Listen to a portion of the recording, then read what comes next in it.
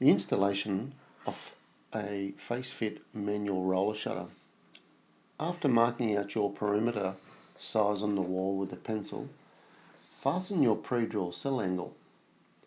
Use a spirit level to ensure that the sill angle is level. This is very important as this will ensure your shutter will be square when installing. Now complete the fitting of your pre-drilled packing angles and fit your flashing angle. Your shutter now has its opening for fastening.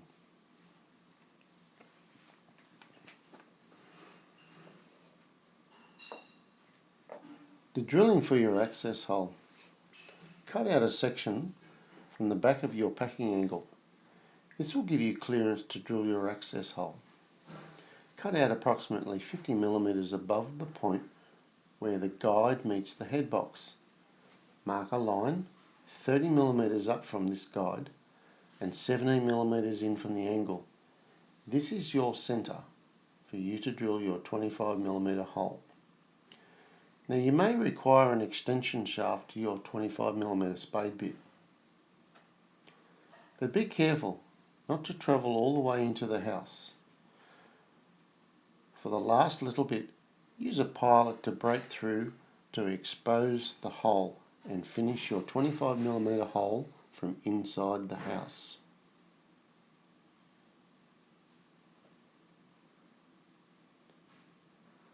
For the preparation of your roller shutter, remove at least 2.5 times the height of tape out of the end box.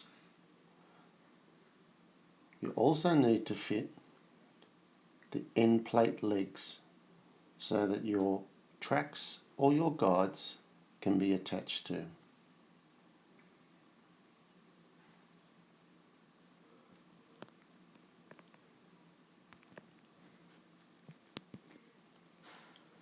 Now when you fit the end plate legs, you may need to use a pair of pliers to ensure that they are in their correct location so that your guides can be attached to. Your shutter is now ready to assemble into the opening. With the tape removed from the head box, feed it through the hole that you have drilled into the house. This can also be retrieved with a wire loop if this is not done at this stage.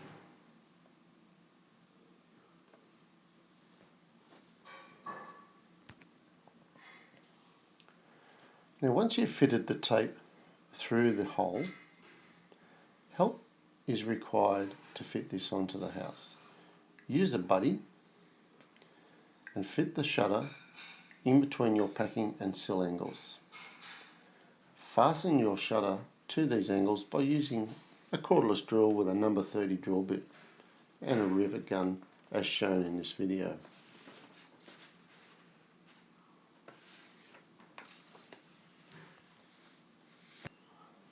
Now once you've secured your roller shutter to the house by using your rivet gun and the rivets supplied, you now need to inspect the tape travelling through the hole that you have drilled.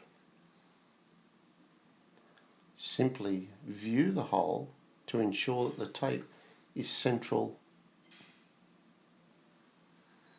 Once satisfied, you can now fit the wall tube and slotted tape guide. It's very important that you cut this to length, so ensure that the tube that you fit into the cavity hole is for the total distance of this hole.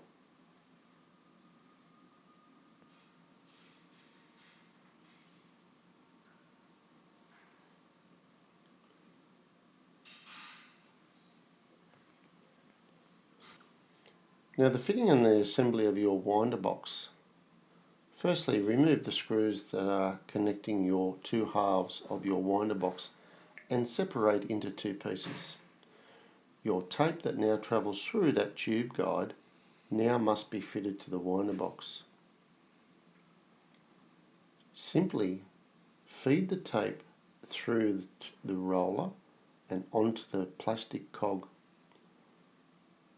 You must ensure that if you pull the winder box apart, that the metal cog that is inside this winder box returns in the same location. As you can see, laid upon this table is the assembly of this winder box.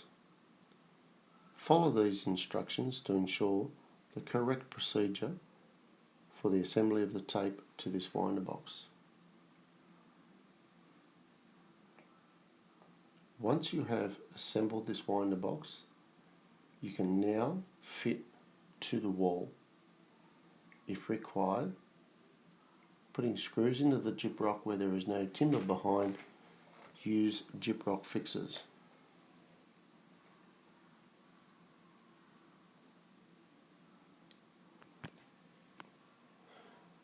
Once the control box, the winder box, is fitted to the wall, your shutter now can be tested for the operation.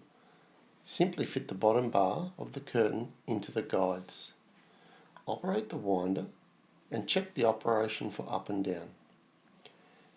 If satisfied with the smooth operation, you can now fit your cover and the installation is complete.